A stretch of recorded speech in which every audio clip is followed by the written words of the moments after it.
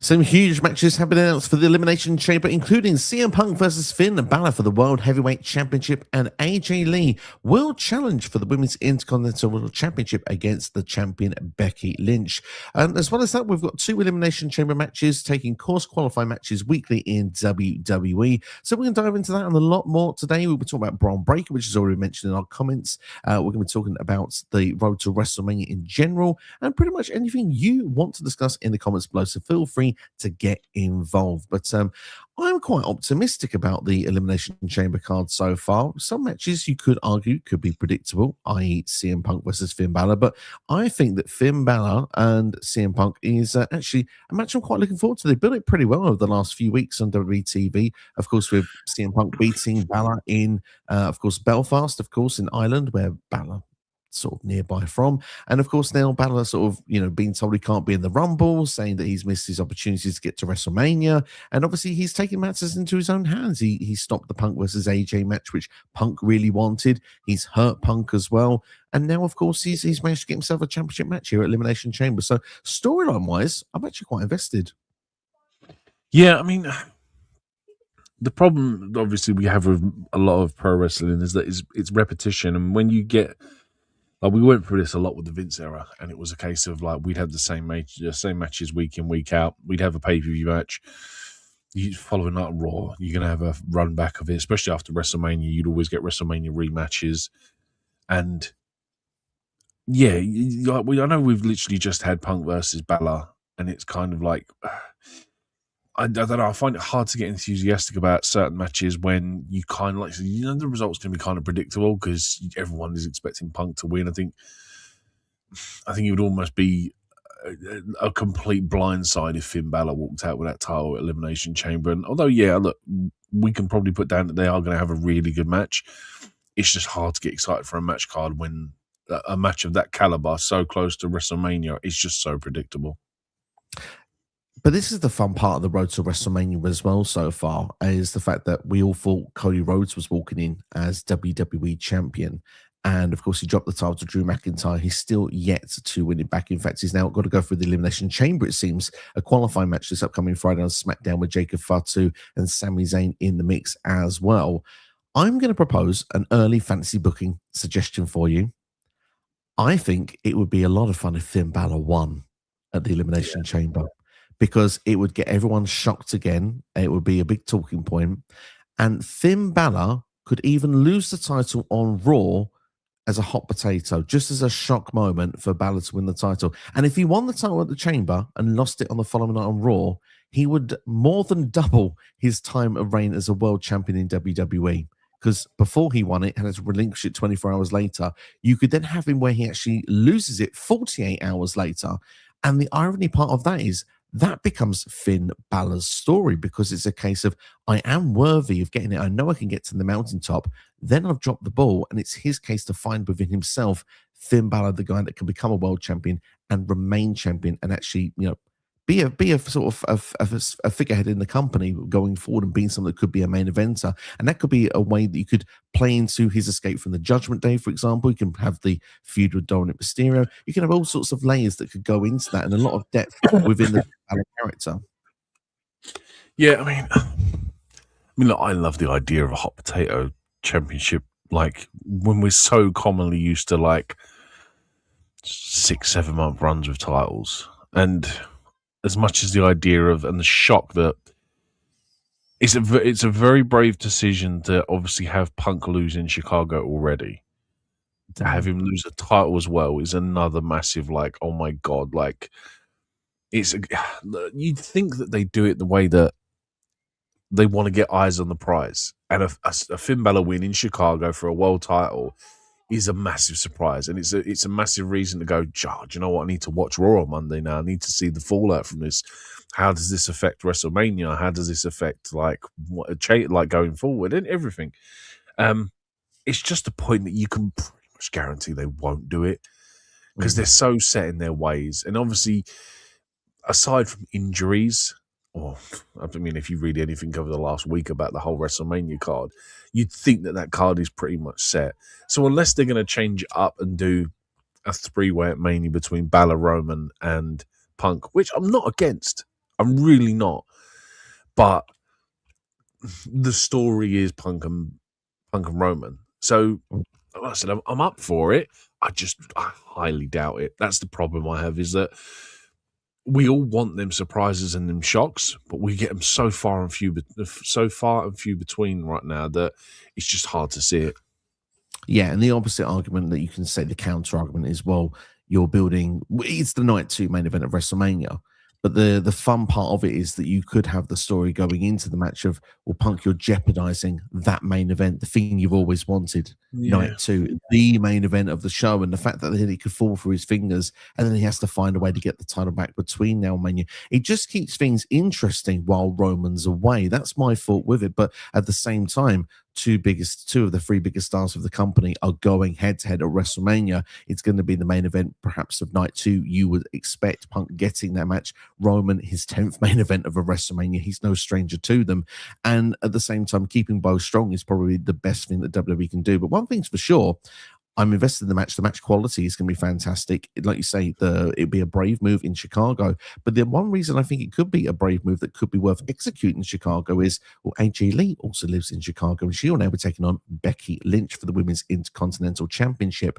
A match that we suspected would be at WrestleMania. Makes me think plans may have changed with this WrestleMania card being up in the air, or it's to set things up for a rematch at WrestleMania. For example, Becky could win. She could cheat her way to win, and AJ Lee has to win the title back at Mania, or AJ wins and Becky uses the rematch clause, gets the lawyers involved, all the fun stuff that's coming with the current bonkers Becky Lynch character.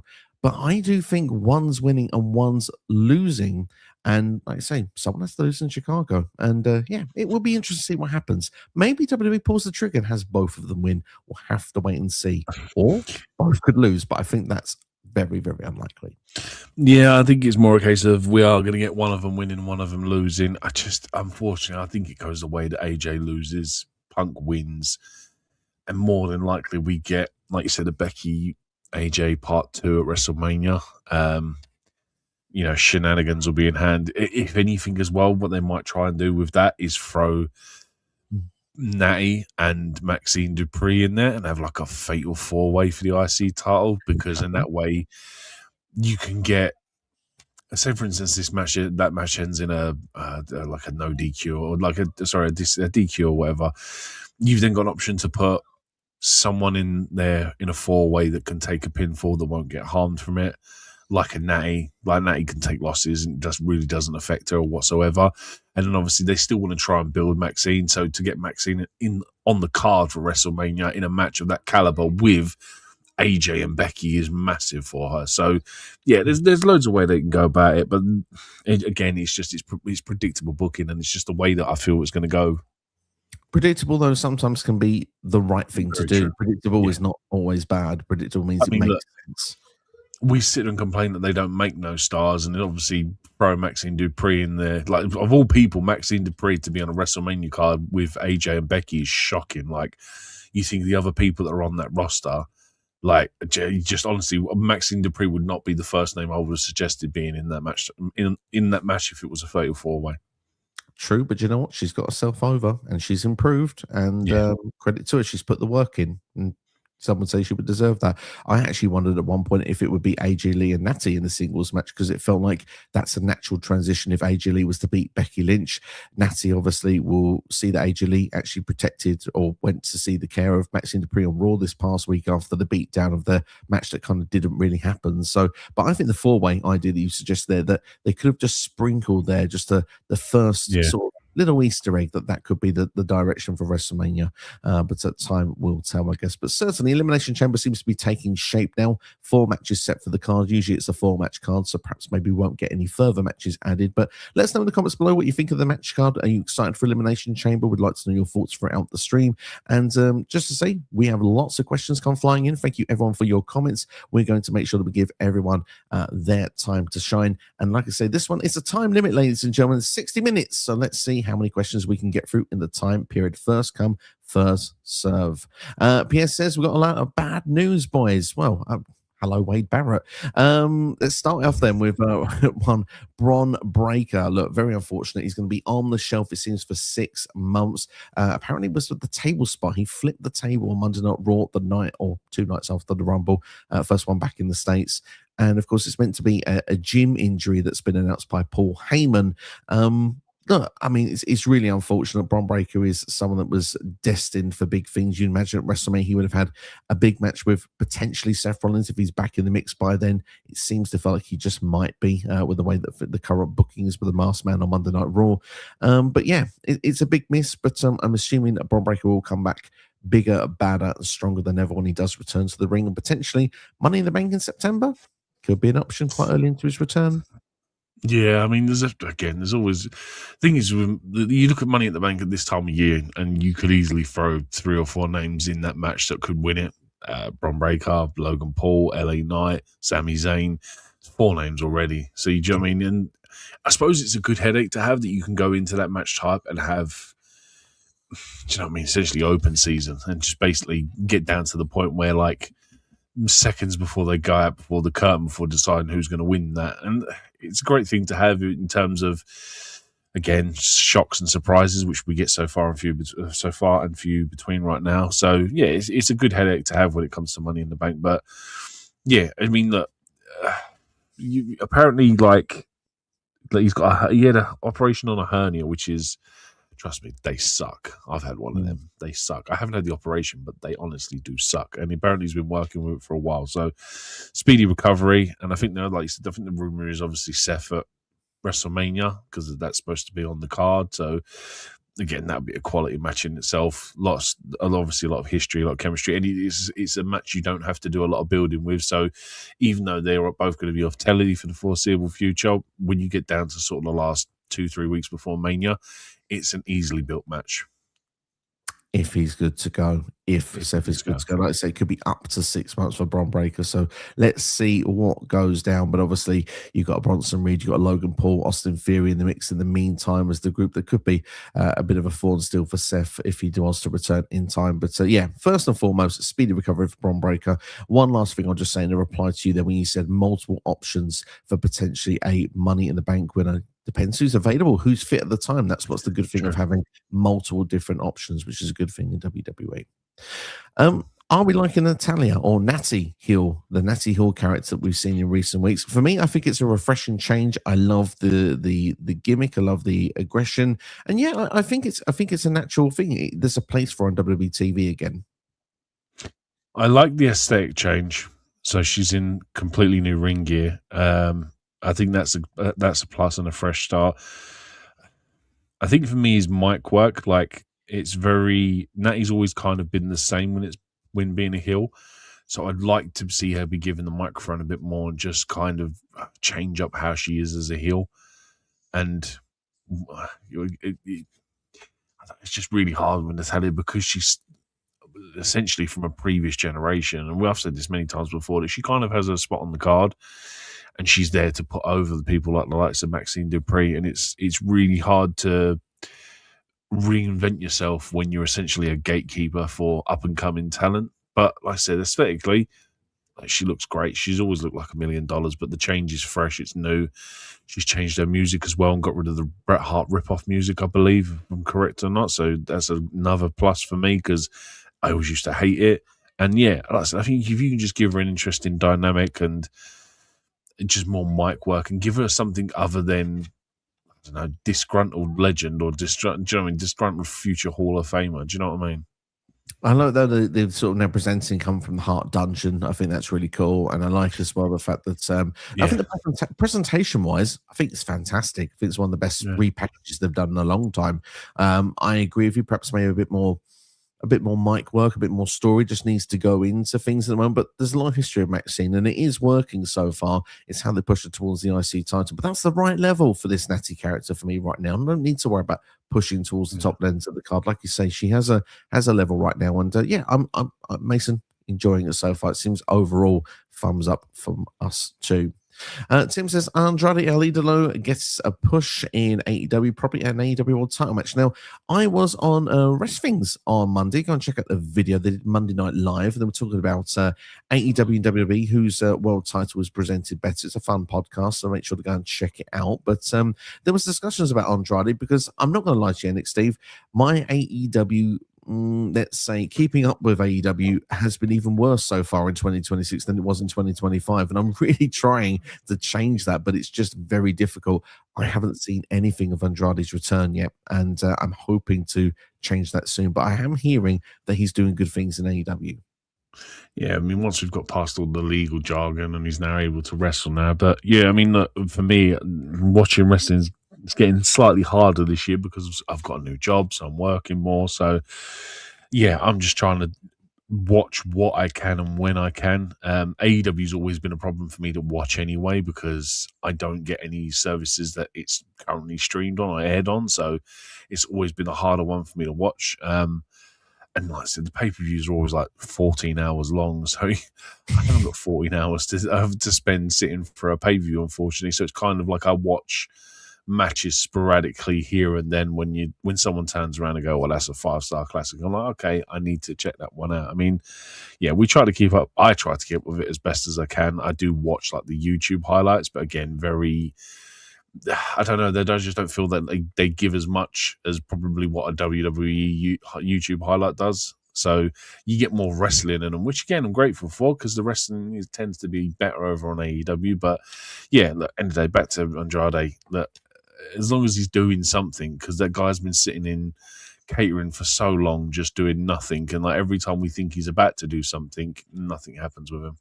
Absolutely. Look, the thing is, he's a great talent in ring, and if he's getting his opportunity to finally showcase himself to what he has the potential to be, then all good for him, and wish him the very best. And hopefully, Tim, we can revisit this situation in maybe a month or so, and I can say, I'm well up to date with AEW. And yeah, we'll talk more about Andrade. Maybe the stream will be just focused on AEW. That's how you know I would have caught up. Bob says, was we happy to see AJ Lee return and get an IC title match? Yeah, I personally was. I mean, the thing is, I'm shocked it's not on WrestleMania, but as Nick Steve has said earlier on, perhaps plans have changed and we're building towards a 4-way, getting more people on the card. But look, the thing is, one thing, yes, it's probably going to be shoved in the middle of 2 chamber matches, but a 4-match PLE, there's only 4 matches on the card. It is going to be a standout thing for people to go and see. And the thing is, if I'm going to be brutally honest, actually, when I talk about Elimination Chamber, this is why I said like some huge matches have been announced. I actually think that, yes, the chamber matches get yourself who's going to be taking on who at WrestleMania, who faces Drew, who faces Jade or Stephanie Vaquer. But I do feel like that the Chicago crowd, these 2 matches, Punk versus Balor and AJ Lee versus Becky Lynch, are the ones that are the most important. And the one that's the least predictable of those 2 is AJ Lee versus Becky Lynch. So I actually think that this ticks a lot of boxes for me. I'm actually quite hyped to getting it earlier. Yeah, I mean, like, even AJ could win. I think there's I think there's more of a possibility of AJ winning the IC title than Balor winning the world title. So it probably is a lot more open, a lot more sort of 51-49 on percentage wise of a title change. But yeah, I mean, look, either way, if you have AJ carry that IC title into Mania and then, I don't know, put it back on Maxine or someone, it's just a great way to, it's different. I mean, like I said, we was all expecting AJ versus Becky at Mania, and like either way, so someone's going to benefit. Someone's going to get massive amounts of plaudits from a fatal 4-way, especially when you got Natty, who's a solid wrestler. Becky is one of the best to ever do it. Maxine, who has obviously improved greatly, and you've got AJ, who yes hasn't been in the game for a very long time, like 10 odd years, but I think you put them 4 in, they're going to make magic, and it's going to be highly entertaining. I think it's going to be really good. I actually think AJ Lee will eventually become women's IC champion, whether it's at Elimination Chamber or WrestleMania. And I think eventually she'll drop the title to Roxanne Perez when she's fit and healthy again. I think that will be the potential direction I think that we may go in. Yeah, that's not bad shout. Dave says CM Punk helps raise $51,000 for animal charity in honor of his late dog Larry. Well, that's amazing. Obviously, very sad with his late dog Larry, but the fact that so much money has been raised for animal charities is a really, really good thing. Ray goes on to say Royce Keys, aka Powerhouse Hobbs, lied to WWE about his age. He was 35 and he is 41. Now, has he actually lied about his age, or they just thought it? I mean, I've not followed the reports, but the age is meant to be wrong. Look, if he's a young and upcoming talent and he's 41, then that makes me feel a little bit better about me being 40. I mean, the thing is, I feel like a spring chicken now, learning that, as a 40-year-old man. I feel, if Powerhouse Hobbs is able to be in that physical condition at 41 and feels that darn good in the ring, damn it, maybe I can as well. But look, ultimately, I'm surprised that I didn't see Royce Keys on SmackDown last week, or Raw or SmackDown, if he was just in the Rumble and he sort of went missing. But maybe WWE needs to find the right placement for him, the right show, the right storyline. Originally was meant to be on SmackDown, was the rumor mill going around, and I suppose time will tell what WWE decides to do with him. But yeah, NXT clearly doesn't make any sense for a 41-year-old. Nah, not unless you're going to have him as a gatekeeper, which doesn't make sense. Like, and again, we've said it many times that they've been after this guy for years, so they obviously have an idea for him for the main roster. Yeah, absolutely, and we'll see what that is when it's executed very soon. Leo in the house, very happy Leo, by the way. I saw his stream when Liv Morgan won the Rumble. He was a very happy chappy, I can say. When do you think Liv will make her decision? I think she should make her decision at the Elimination Chamber. Seems like a sensible prediction there, Leo, if I'm going to be honest. I don't think we're going to find out for at least 2 to 3 weeks. I think Chamber is the earliest that the decision is made. Yeah. I think I don't know. I'd put it maybe let them draw it out a bit, get to like the SmackDown and the Raw after Chamber, and have like the Chamber winner, Liv, Raquel, Stephanie, and Jade, like have some sort of cross interaction. Maybe we get like a tag team match with the challengers versus the champs. Do you know what I mean? We build some intrigue and we build some sort of like maybe doubt that Stephanie is Liv isn't going to challenge Stephanie. She might challenge Jade, for example. But yeah, I think it all depends on who really wins that Chamber match to have a better idea. But at this minute, I'd say Liv versus Stephanie is probably the odds-on favorite match, and I won't lie, I'd probably prefer that a lot more. Yeah, it's the match I prefer of the two as well. And I think Liv versus Stephanie is almost nailed on at this point. Just doesn't make sense to me that it would be Jade Cargill. So Jade versus whoever wins the Chamber. We've got Tiffany and Rhea in there so far. I suppose would lean towards Tiffany to win the Chamber at the moment. We'll have to wait and see which other competitors are announced in the match. Mason says, Brie Mode is back in WWE. Are you happy? Well, I can speak for NXT. No, he's not. He's not happy. Look, the thing is, I do think that this is a delayed return. If you remember back to when I was going to do Evolution 2 last year, I said to you I thought Brie Bella would come back to team with Nikki to take on the women's tag champs, which at the time were Liv Morgan and Raquel Rodriguez, and win the women's tag team championships. I think they have come here now to try and win the women's tag team championships, and they will have their title shot at WrestleMania, whether it's in a regular tag team match, whether it's multiple teams, which I think is more likely at this case. Originally, I thought we were going to get a multi-team TLC match. I'm not as confident with the Belly Twins being in the mix now, so maybe they'll just do the tag team match at Mania, and maybe we could get the ladders or the TLC involved when it comes to Backlash. My problem with this tag team match is that you kind of automatically rule Rhea out of winning Chamber. Because she won't do double duty. She could do, to be fair. She could wrestle the tag match on the Saturday and then the title match on the Sunday, but I very much doubt it. Which is, again, I don't think if you're planning on doing they have to do a multi-person tag team match at WrestleMania. I can't see the Bella Twins beating Rhea Ripley and Io Sky. No way in a million years. Like, that's got to be possibly some of the worst booking decision I'd ever make. So I'd at least have to say at least a four-way, a fatal four-way, not necessarily to ladders or whatever or TLC, but you've got to get some other teams in there, a team that can take a loss to a Bella Twins. I mean, there's a lot of teams that could end up in the mix. We've got Nia and Lash. We've got Lyra and Bailey. We have Alexa and Charlotte, who I think would be an out-on team to be involved in WrestleMania at the moment. So there are a number of teams and the rest of the Judgment Day. Raquel and Roxanne, if they're still good to go for it. Look, ultimately, the women's tag team division is a much different place to what it was around Evolution 2. It's arguably the strongest it's ever been in WWE, the Women's Tag Team Championship division, and arguably it's probably the strongest tag division in WWE as well. Yeah. Definitely a lot stronger than the men's. Leo says, I think Bianca will return at Elimination Chamber as a surprise entrant in the match to win to face Jade at Mania and have Io, Rhea, and Bianca as the final three playing of their match last year at Mania. It would be really, really cool. I am starting to lean on the fact that Bianca isn't back still, and that makes me wonder if she is good to go.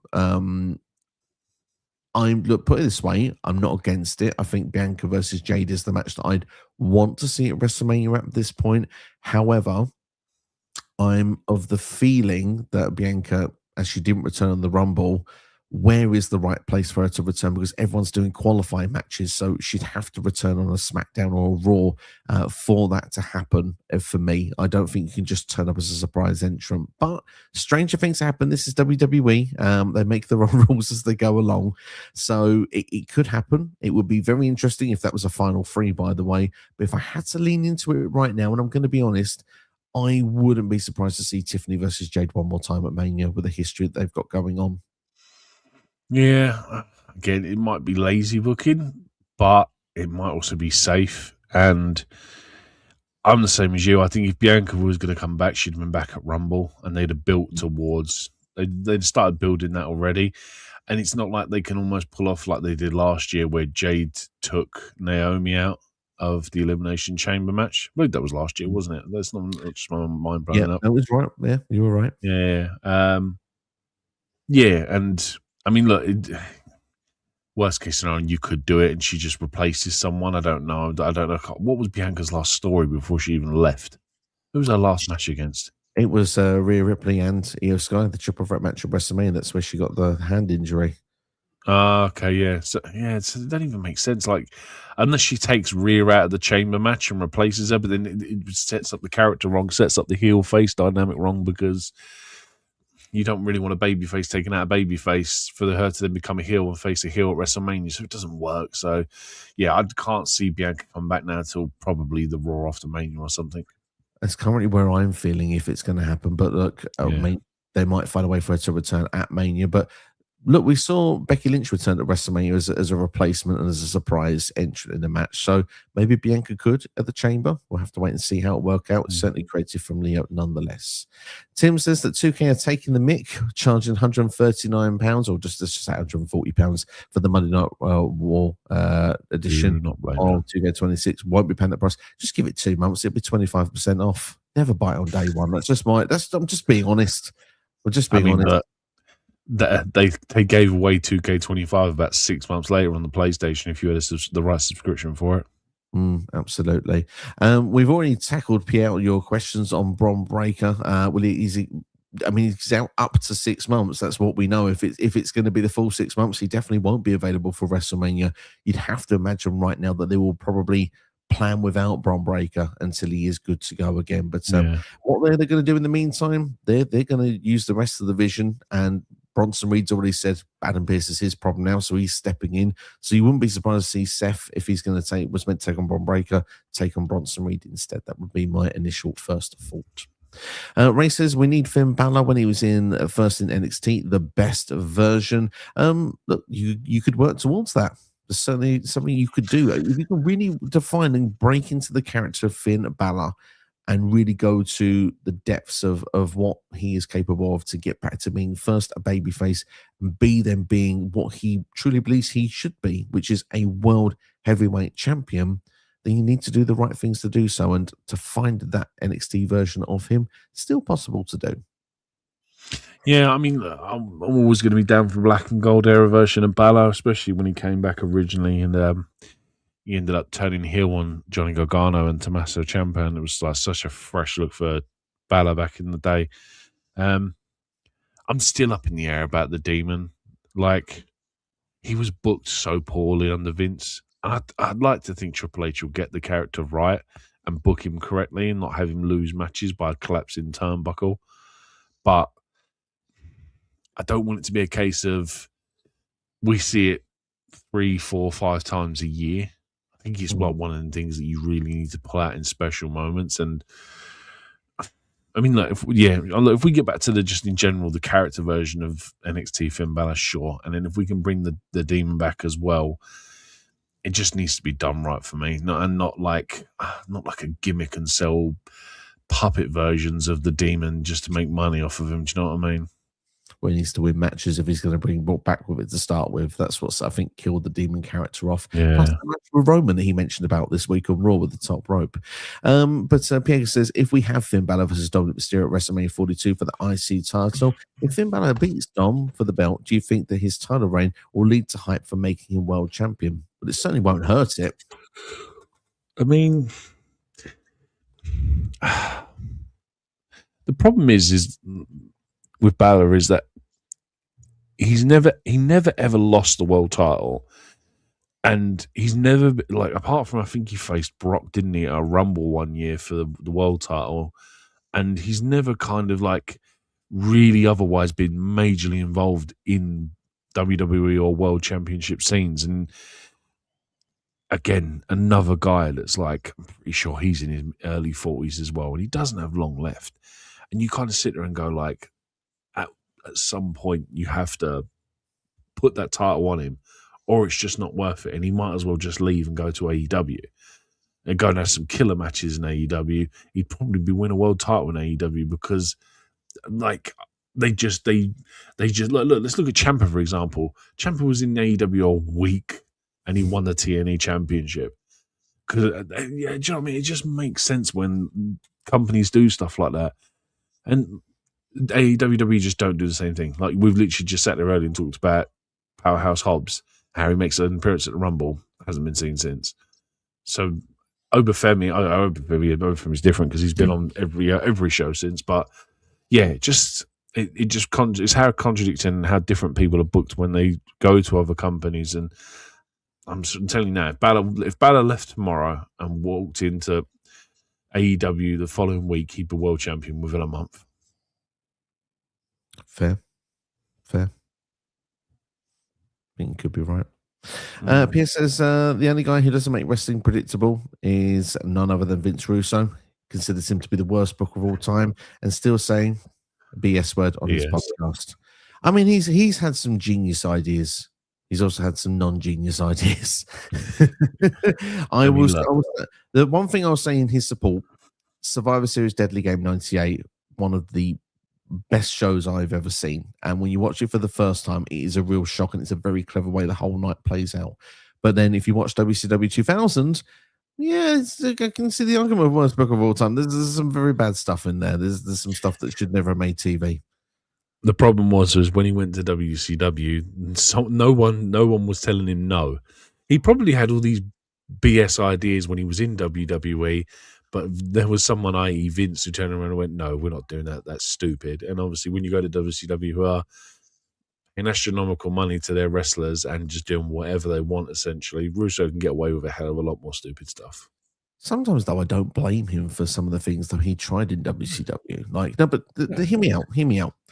He made himself world champion, and he was like the guy meant to be running. Oh, I do that. Day one, world champion. You know, when you see the meme with Roman with all the titles, that would be me day one, and just 100%. But no, on a serious note, though, Vince Russo made himself WCW world champion, and it was done in a way where he was speared out of a cage, so he won the title by accident, so that, you know, it wasn't like a purposeful doing dumb. Now, he got a huge criticism for that back in the day, but a year earlier, Vince McMahon became the WWE champion or WWF champion, and it was involved with Triple H. I forget exactly how he won it, but he won it as well. It's like no one gave Vince crap for being WWF, but Vince Russo got a hell of a lot of crap, and it's just like, technically, I'm not saying it's copying the idea, but it's not an original idea. Do you get my point? The problem is that Vince at that time is obviously this major heel character. He's like the biggest heel in the Attitude Era, and that says something when you're. Was he a face when he won it? Oh my god! Triple H was the heel. Oh, okay, my bad then. I mean, look, you completely washed my brain on my idea right there, because I was saying, look, Like when at the end of the day, when the Attitude Era, let's be honest, Vince is the biggest heel in the Attitude Era, and when True. your biggest heel isn't a wrestler, you can kind of justify putting a world title on the guy because it kind of makes sense. When you're just a booker and you book the show, that's kind of like that's like Tony Khan just being like, "I write this show, I'm gonna write me to win the title," and it's just so stupid because you're not a wrestler, Tony Khan. You winning the title is stupid. Vince Russo never wrestled in his bloody life, so him winning the title by accident is actually quite genius, but it is so stupid. But like, whereas Vince had obviously he'd done things in rings, so for him to win the title, like obviously I can't remember for the life of me how he won the title. I'm sure he beat Austin for it. Was he beat Triple H? Didn't he beat Austin for the title at some point as well? No, but he threw Austin out of the Rumble to win the Royal Rumble in 1999. There we go. That's what I was thinking of. Yeah, that's what I mean. And Vince just had that thing about him where he was that heel. He could do that stuff. He could win a world title, and it was stupid, but it made sense because he was the biggest heel. And Vince Russo booked that show. Just saying. There you go. There you go. Thank you, Bob. This isn't like your show. But actually, which Steve are you talking to? There's two of us. It can't be mine. Mine's as plain and boring as anything. Yeah, well, thank you anyway. It's very kind. If it's me, thank you. Bob also says, Chris Statlander, women bleed every month. AEW Blood and Guts criticism is unfair, says Chris Statlander. Well, I mean, the match is quite a few months ago now. I'm not going to lie, but I haven't heard of any criticism recently. But if there has been, yeah, I kind of agree with her. Yeah, I would agree with her as well. Bob also going to say Big E has confirmed he considers himself retired from in-ring competition. It was very sad. Yeah, I see this report. Very sad, but I guess kind of expected at this point. But the most important thing is that Big E is happy and healthy. Yeah, exactly. Agreed. Absolutely. We've got Eric here. Says hi everyone. Hi Eric. And just say Eric actually asked some questions pre-stream, so I'm gonna answer them now. I think this is a good time to do so. So he asked first off, how the family's doing. They're doing very well, thank you, Eric. It's very kind of you to ask. Secondly, he asked our wrestling story. Where did the journey begin for us as wrestling fans? I'll quickly tell you my one. WrestleMania 8, I had just finished watching No Holds Barred movie with Hogan and Zeus, and there was an advert, and it was on Sky Movies at the time. Mr. Perfect come on WrestleMania 8, and all the glitz and the glamour. Need to watch this, and Hogan was going to be on the show, and he was going to take it on Sid Justice, which, let's be honest, was a pile of you know what. But anyway, so I said to my parents about that I was interested in watching. They said, yeah, but it was past the bedtime. Was very young, so I taped the show on VHS. Watched it the next day or whenever I did watch it for the next few days or whatever. But the thing is, back in those days, you had short play and long play. I had a short play VHS, so I taped after the show. It cut out in the middle of the tag title match. But kids these days don't know the struggle. They don't know the struggle. No, well, you can't stream me, mate. Just press the play button. It's all there. You can even fast forward it all. But still, my experience of it then, you got the best half of the show. I got Shawn Michaels, Tito Santana was the opening match. You can't go wrong with that. Undertaker, Jake Roberts, can't go wrong with that. Bret Hart and Roddy Piper for the IC title is a barn burner. It's an amazing match. It's probably arguably one of the best matches of WrestleMania 8. The next one rivals it just as much with Ric Flair and Randy Savage with a great storyline for the championship as well. Very, very good. Then you got my boy Tatanka versus Rick Martel. I mean, I was a big fan of Tatanka back in the day. I know I get mocked for it, but hey, I was a fan. And then it was the tag title match with the Natural Disasters and Money Inc., and that's where the video cut out. When I eventually got the VHS a long time afterwards and saw the rest of the show, I went, oh dear, it's not very good, is it? But look, I was probably fortunate because I'd then seen SummerSlam 92 by that point, and I was hooked in.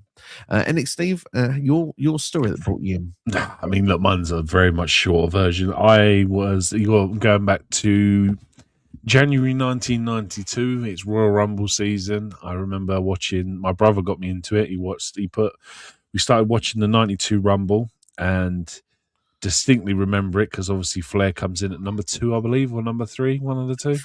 Number 3. Number 3. And he goes on to win the bloody thing. And of all people to win it, Flair was not the one I wanted to win it. And I've basically watched it ever since. I don't remember any of the rest of the cards for 92. But the Rumble is what I remember. It's my earliest memory of pro wrestling. It's one of my favorite Rumbles ever, if not my favorite Rumble. It's such a good one.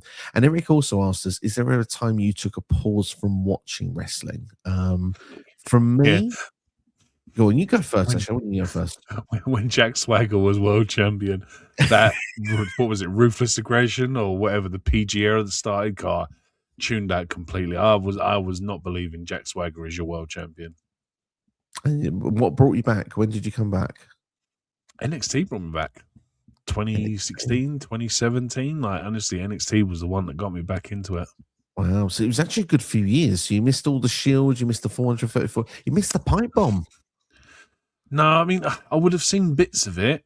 I probably would have stayed like loosely involved in it because I remember watching things like the pipe bomb and I remember seeing the Shield dominate for most of it. But when I went proper hardcore, watching it every week, staying up till stupid o'clock watching it live, like I would never watch Raw live, and NXT was the one that got me back into watching it at like 1 o'clock in the morning. Fair. I think that's fair. Yeah. I've never really taken an official break, but when I obviously am English.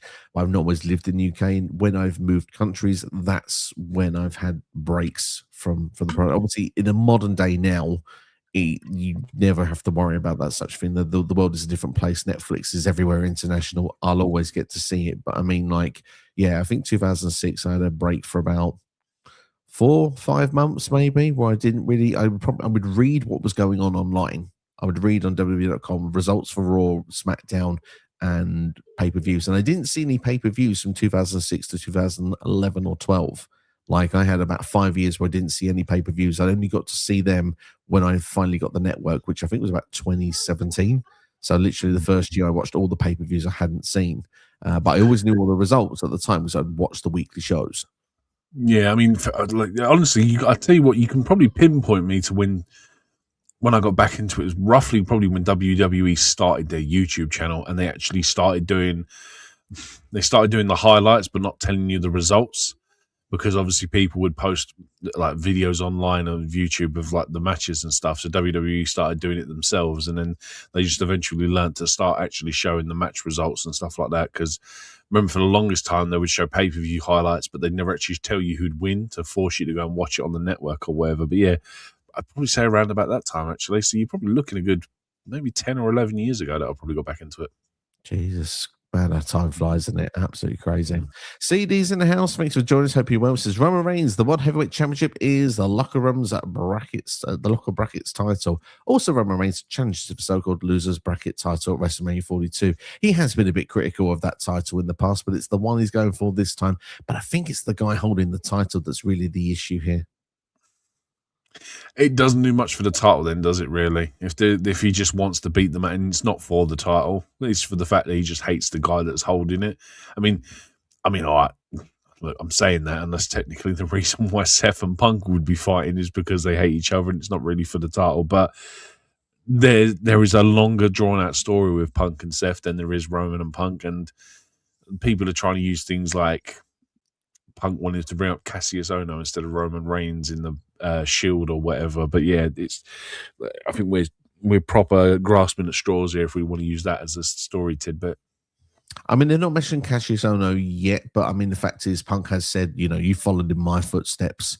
I did the 434-day reign, and I had Paul Heyman in my corner, and then you had Paul Heyman in your corner. And yes, you did it for 1,316 days, but just because you did it longer doesn't mean you did it better. I thought it was a really good line, and I love the fact that Roman literally said, "You went on your friend's podcast and you made my life difficult." It's like all this sort of stuff coming out. And for me, I actually really enjoyed their face-to-face interactions. They proper sold me in one night.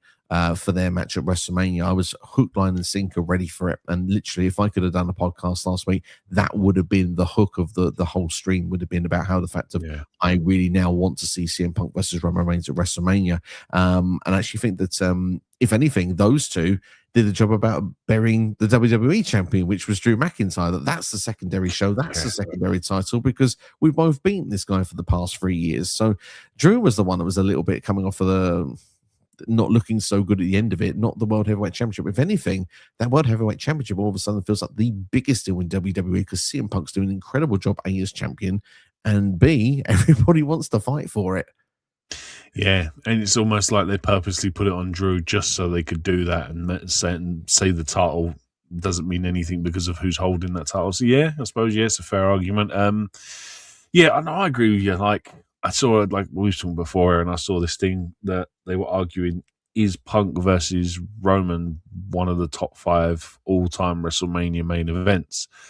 And we was arguing, obviously, without seeing the match, you can't really say that. The idea, sure, it's up there with your Rock Hogan's, your Cena, your Austin Rocks, your whoever. Like, there's a plethora of names that you could argue, like, on card is a much bigger or is the biggest name draw whatsoever. But yeah, until we get that match itself, it's really hard to tell. But no, I agree. Like, the one thing you never have to worry about with Punk and Roman is that their mic skills can easily turn a storyline on its head. Like, if we'd have sat there and turned around and gone, Punk Roman without a build, is that really going to be any good? And you give them 10 minutes on the mic between them and they've sold you on the main event with little build, man. I think that's more credit to the two guys that are on the mic. Yeah, absolutely, indeed. Yeah, they did a hell of a job. They did this the last week on Raw.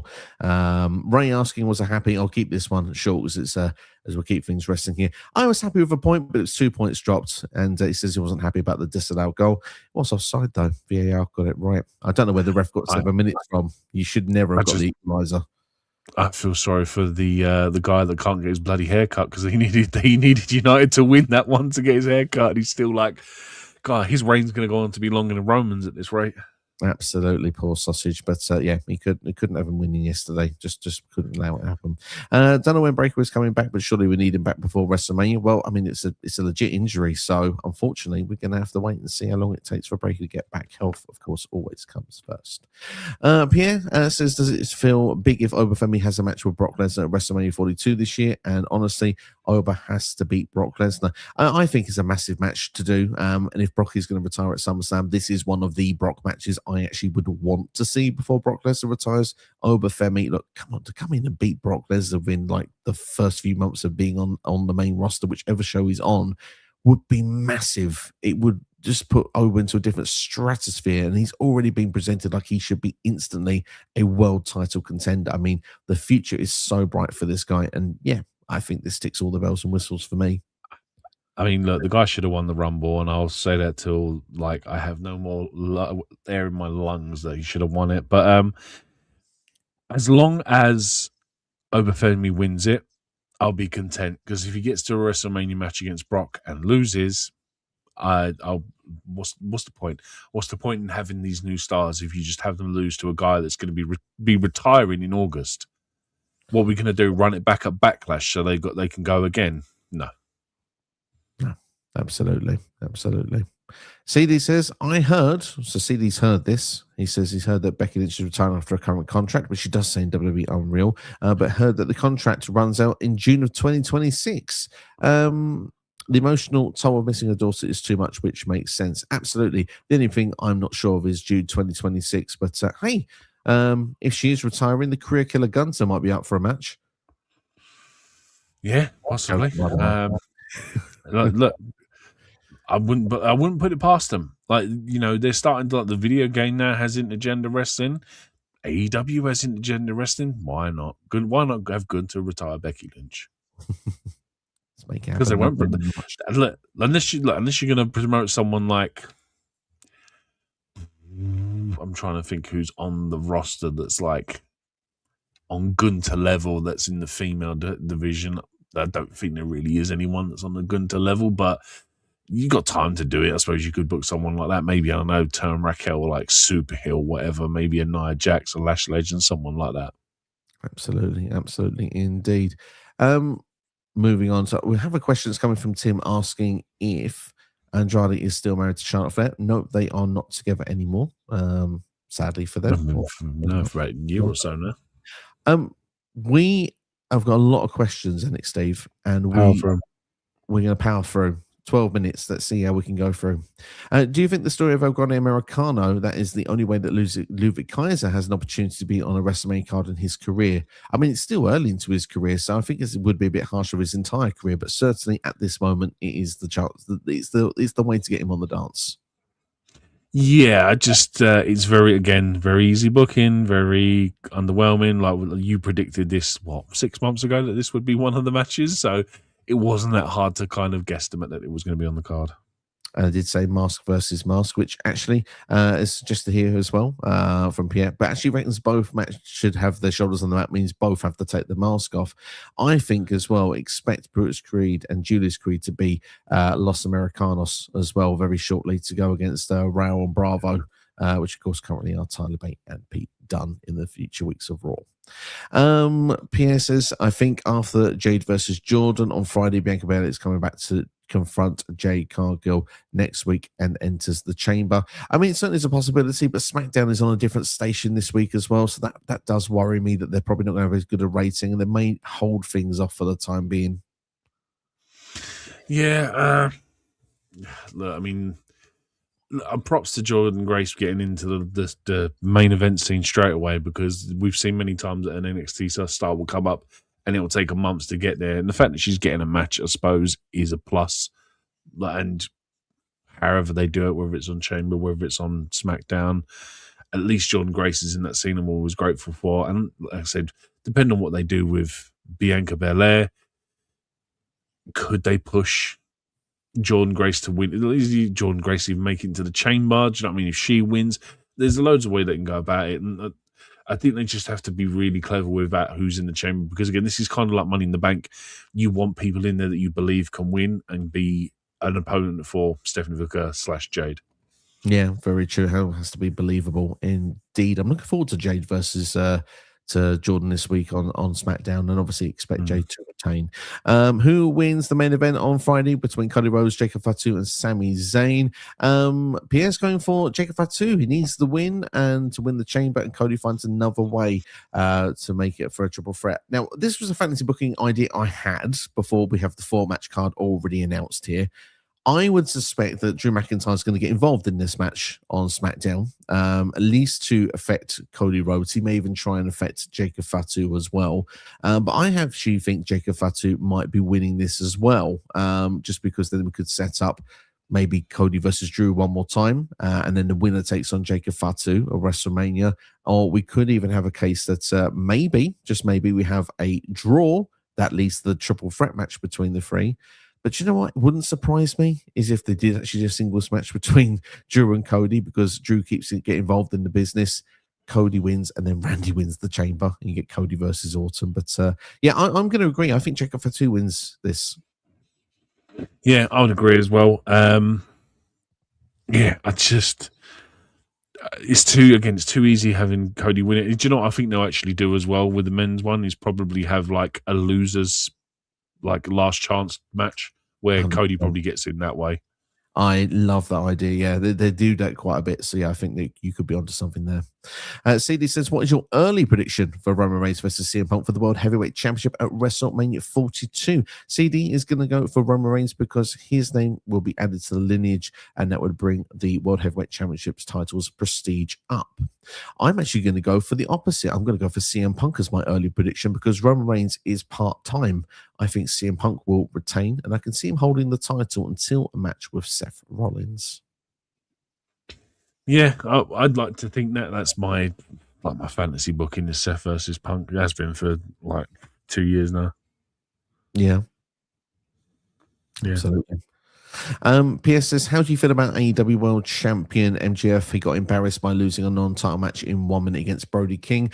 It's not how I would present my world champion, if I'm being brutally honest, but I'm going to be honest, I haven't seen the match. But this is fantastic booking.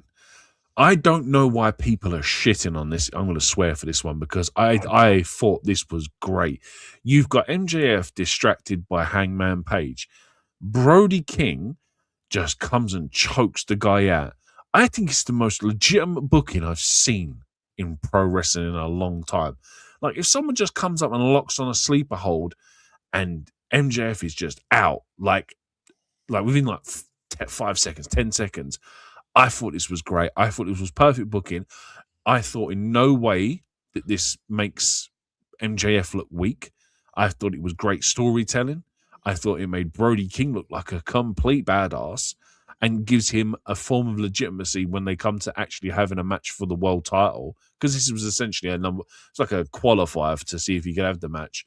And the fact that he does it in like 10 seconds, I think that builds so much more intrigue and story when they actually get to their title match.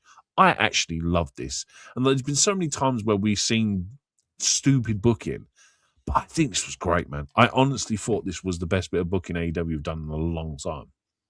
I mean, like I say, in hindsight, I haven't seen it, so it's hard for me to give as good of judgment as that. It's a strong argument you've made there. I can see. I mean, I wasn't even aware of the Hangman Adam Page part. The only thing I would just say, AEW World Champion is currently someone that is facing some movies, including Happy Gilmore 2, that was out last year.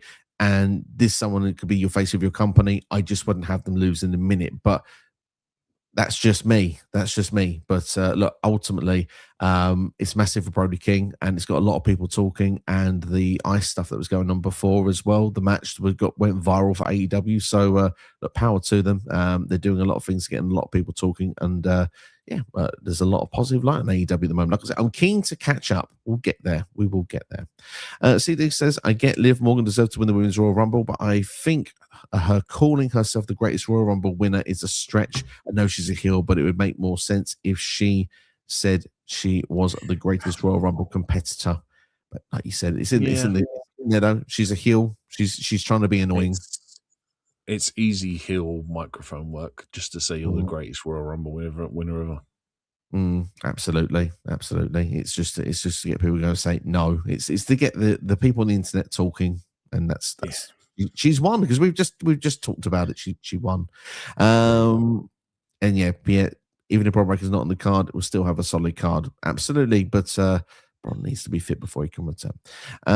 We've got that bit there. Mason says, are you liking the new version of the system? It looks like a badass. It looks like a badass group. I am, again, Mason. I'm not following TNA at the minute. Yeah, I mean, look, it's a refresh. Obviously, with the one that's just retired. I forget his name. Fandango previously. JCD. Whatever. Yeah. So with him obviously retiring, and then let's be honest, Moose was kind of like a sore thumb in that group. So I think it's great for the group itself, and obviously the old dynamic with Eddie and his wife as well, and how they're being portrayed as she's not, like, she wasn't in on it. I think this is great, and I think it was going to be more interesting the longer it goes on.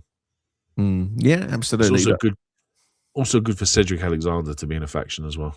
Yeah, absolutely, indeed. Yeah, I mean, it looks like a really strong group. Again, I would love to have the time for TNA. Just haven't got it at the minute, unfortunately. Would I like to see yes or no answer to this one? Bellas versus Iconics. Do you want to see it? No. Not for me in 2026 either. Jimmy J vibes, that is. Yeah. 2-word answer for this one. Who wins the world title first, honestly? Bron Breakker or Obafemi? I'm going to say Obafemi. Obafemi, easy for me. This guy doesn't need to wait. I think he should be a world champion before SummerSlam, and I'm not convinced Bron Breakker's going to be back before them. CD says the Usos doesn't feel like a tag team to him. It just feels like Usos coming up to his theme, and Jimmy Uso's just being there. Why reunite the Usos if Usos the focus on the singles gold as well? I have something I have to say about this. I'm going to try and keep it as brief as I can.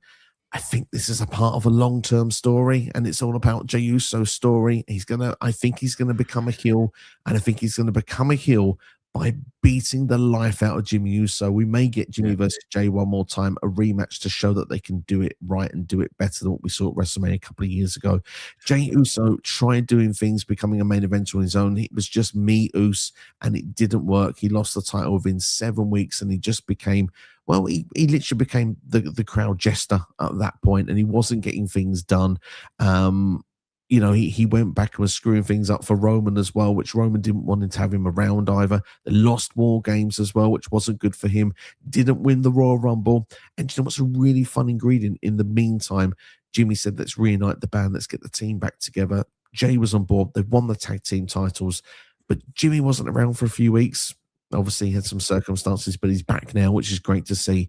But the first thing he says on the mic is, I know we're going to be, champs and doing our thing at Mania, but Jey, you need to go and do your thing and become world champion again. How is Jey going to feel if he gets in the Elimination Chamber and he doesn't get the job done. He's not going to be happy. He's going to go back into that place. And do you know who he's going to point the finger at? He's going to point it at Jimmy. Jimmy, I felt good. I felt good. We were reunited. We were a team. We were doing our thing. I felt nothing but positivity. We had all the gold. We were winning matches. Now I lost this. What if it's a spiral and it causes to lose their tag team titles? And then he's going to blame Jimmy again, and he's going to take Jimmy out. And Jimmy, of course, is going to be a father soon with Naomi. He's going to need some time off when the baby's born. I think that's the time that Jay is going to absolutely beat the living life out of Jimmy on TV, and he's going to write him off TV for a while. I can't say any better. That's spot on accurate. I'd like to have seen Jimmy turn heel, but like you said, with Naomi being pregnant and due to give birth soon, it makes total sense because then you have Jimmy come back to that massive babyface pop. Absolutely. Oh, speaking of the Usos, because we've hit the hour mark, should we?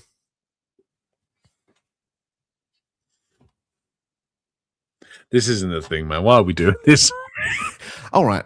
I'll tell you, if you don't want to make this a thing, how about this?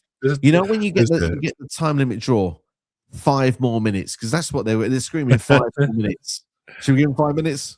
Let's give them 5 more minutes. Let's give them 5 more minutes. We're going to power through what we can in the 5 minutes. Do you think this year's WrestleMania after WrestleMania 42, Lana Valkyria will finally get her push? Do you think the push is coming soon? Hopefully, but if you watch Unreal Season 2, that's not going to be for a while. No, I feel like that after the SummerSlam match, they hit the pause button, and it feels like it's not quite hit there yet. She will get her time. I think she's just got to be patient to wait for the right opportunity. Tag gold is her destiny right now. City's got a pitch. If Roman Reigns wins the World Heavyweight Championship, then Seth Rollins should be moved to SmackDown after his feud with the Vision is over. Keep the guys away until WrestleMania 43. Not against it. I think that's a good one. Yeah, good shout. Yes. Does Adam Cole a fumble in AEW and in the world of pro wrestling? Absolutely not. Unfortunate with injuries, and Adam Cole was a champion everywhere he went before AEW. Yeah, exactly. I wish he'd stayed in WWE. But yeah, I think he was destined for massive things when he was in AEW.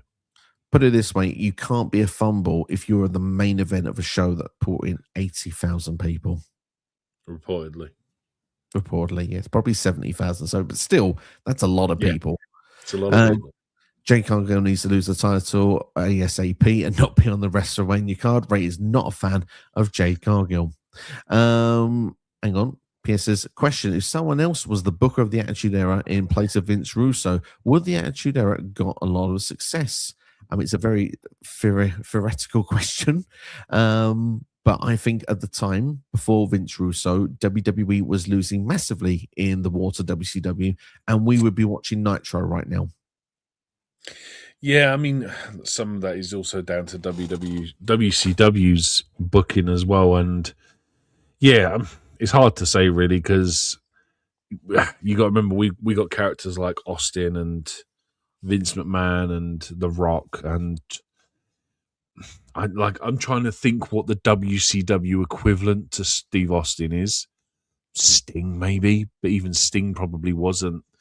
Goldberg. Yeah, Goldberg's probably the biggest thing. And it's like, I think Austin just had that more of appeal. I don't know, it's a hard one to say. There's always a big what if point, and it's kind of like, what would happen if Tony Schiavone had never given away the result of Mankind winning the world title and effectively ending the WCW's run of however many consecutive weeks as the number one show. Absolutely. You never know. We'll never know. City says, I want to see Seth Rollins versus Bron Breakker at WrestleMania 42. If Bron Breakker is going to be out for a while, we have already gotten Seth versus Logan Paul at WrestleMania, and Austin Theory just doesn't have the aura right now. Sorry, but it's true. And to be fair, kind of true. It's not working so far in the Vision. He's the fall guy, but hey, it's what it is.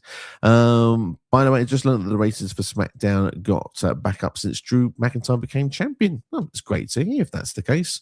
Yeah, I'm liking Drew as champion. Just they and WWE don't. Yeah, WWE don't seem to. So, yeah. City says Finn Balor already won the IC title twice. They didn't bring him back to the world title, so they won't do that either.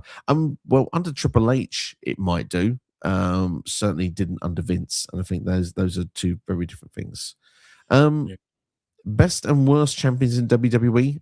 Best, I'm going to NXT, Ethan Page. He's the longest reigning champion currently in WWE. Worst champion, Jade Cargill, because she hasn't defended the title in 100 days, but it does change this Friday on SmackDown. Yeah, I mean, that or... I mean, the fact that speed championships are still a thing. Do you know what I mean? Yeah. Let's not talk about that. Right then, let's do. Here we go. Pierre, have you even realized 6 years ago, Liv Morgan was on the kickoff show for WrestleMania 36 against Natalia, that no one cares with no one in it? I cared about that match at the time, to be honest, but no one was there. It was the pandemic, so yeah, no, it was a thrown together. I've always cared about Liv since the Riot Squad. Her and Ruby, now Ruby Soho. I was never really a fan of Sarah Logan, but yeah, Liv and Ruby, I think aesthetically just very interesting characters, and it was always a case of waiting for their turn, unfortunately. Absolutely. And last comment we got time for today. Vince McMahon made himself WWF champion. Vince Russo made himself a WCW world champion. Jeff Jarrett made himself NWA world champion. Tony Khan is making himself AEW world champion incoming. This is just a joke, but history is on its side. Do you know what? Tony Khan, do it. Get the biggest evil group you can get together in AEW to watch you back and win that world title. Do you by any chance want the 4 pay-per-views that are up for nomination for the retro this month? Do you know what? I was actually going to ask it when we went offline, but if you want to reveal it to everyone right now, then I mean, look, you kind of stiffed me with the choices because it was like, oh, pick a February pay-per-view. February famously has a lot of bad pay-per-views, so guess what? We're watching one of 4 bad pay-per-views. Well, like I said, I know 2, maybe 3 of them are bad. The 4th one I've picked just because of the name alone. So I've gone with, I had to pick it just because of the name, In Your House 6, Rage in a Cage. I had to pick it. So I've gone with that one as our first one from 1996, I believe. Then I've gone with No Way Out from 2005, which obviously has one of the worst main events ever, which is JBL versus The Big Show in a steel cage match. Then we're going to go with... Yeah, I told you, man. You stitched me up with this one, so I'm forcing you to stick with this. What was that one? Then we've got Elimination Chamber 2012, which had, I believe it had a really bad John Cena versus Kane for an ambulance match, and it also had an Elimination Chamber match with Santino Marella in it, which, if I remember correctly, is actually quite entertaining. And he was the runner-up. And he was the runner-up. And then last but not least, Elimination Chamber 2015 with the Elimination Chamber match for the vacant IC title. So yeah, there we are. In Your House 6, Rage in a Cage, No Way Out 2005, Elimination Chamber 2012, Elimination Chamber 2015. Have fun because you stitched me up, so I'm picking 4 really bad pay-per-views. I actually think there's some banger February shows out there. Some banger ones out there. Final 4 from 97 is amazing. I love St. Valentine's Day Massacre. There was No Way Out. Oh no, I wasn't picking a good one. Oh no, I googled and went, "What? List me every WWE pay-per-view from February that they've ever done," and it was just coming up with all these horrific options. And I'm like, do you know what? That's it. We're gonna have because obviously it's that bridge in pay-per-view, so. Right, okay, that's it then. That's just what we're going to have. And then as soon as I saw Santino Marella come run up in the chamber match, and I went, I remember that. That's a nomination. And like I said, In Your House 6, Rage in a Cage, I just had to, just from the name alone. There's rules, and I agree that had to be there. Do you know what? I actually really love it. Deep down, yeah. I love it. Like there were shows, obviously, that I love. We've never done them before either. No, exactly. We've never done these shows before. So yeah, I'll put the poll out. Send me the list again. I might even put the poll out tonight. We were watching this, so you can all go and vote like then instantly within 5 minutes of the stream finishing, so that you can make your choice of what show NXT has horrifically put our eyes through. But we're looking forward to it. It should be good times anyway. But yeah, no, this will be a good one. And yeah, let us know what you want to see in the comments below. Do you know what? Noob had an asked a question, waited a long time. So I'm going to put one more question, and then we're going to disappear after that. Has WWE ruined Oscar's heel turn? Oscar needs to be a heel on her own, and heel turn's been the total mess. Yeah, I'm just the short answer. Yes, the heel turn has not been good. But with the Kyrie stuff, it's not been good. And yeah, I'm looking forward to when they eventually get to the point when Kyrie turns on Oscar, they do the singles match, because then we can actually move forward. She's just unfortunately caught up in the tag team division at the minute, and when you're trying to be this big heel star in a tag team, it just doesn't really work. Absolutely. And if NXT really wants to see intergender wrestling, then Gunther retiring the Bella Twins would be legendary. His biggest victims yet. Game on. On that note, make sure to like the video, share with a friend, subscribe as well. Thanks for everyone that's got involved on this video. If there are any questions we've not had time to answer today, then feel free to drop them in the comments of this video, and I will personally go and answer all of them by typing it out. I'll go old school with you. Thanks for watching. Look after yourselves and each other, and yeah, keep out on the channel. There'll be more content dropping in the week, so yeah, make sure to keep things here on this channel here. Take care. All the best. Look after yourselves and each other. And of course, if you've not seen the Rest Things channel, Rest Things, and with their Monday Night Live, I was a guest on the show. It was a really good fun one, so make sure to check out the boys. They do fantastic work on their channel as well, and give them a subscribe. Take care. Thanks. We'll see you next one.